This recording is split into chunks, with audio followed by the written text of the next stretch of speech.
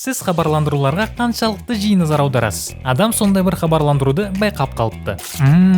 Өте қызық. Оған жауапты көп күтудің қажеті болмады. Ол бірден ұсыныс алып, одан бас тартқысы келмей қалды. Ақшаға не сату маңызды емес, маңыздысы қанша деп ойлап, адам бірнеше жасыл чемоданды алып алды. Әлеуметтік желілерді шайқау үшін, серіктестерді табу үшін, контент жасау үшін. Ол көпшілікпен тұтасып, әрекет етуді бастады.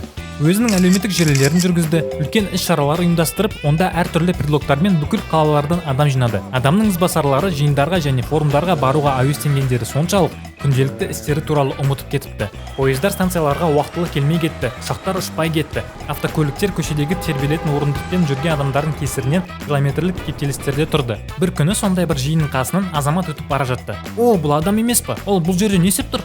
Қандай тербелетін орындық? Бұл жер таза емес сияқты. Азамат бұл жағдайдың басын ашуға шешім қабылдады. Ғаламторда ақпаратты іздеді, адамның мотивтерін зерттеді, өзінің болжамдарына көз жеткізді және ең бастысы, ол аяқтың қайдан өсіп тұрғанын анықтады. Жауапты және бейжай қарамайтын азаматқа сай, ол қажетті адамдарға қажетті ақпаратты берді. Ал Қазақстанда көтерілуге тырысқан күмәнді тербелетін орындықтар қоры жабылып, адам жазаланды. Ешқандай ақша немесе билік дау-дамайдың алмасына айналып хаос тербелмеу қажет. Әрқашан және барлық жерде біз өзімізге, елімізге және халқымызға адал болуымыз керек.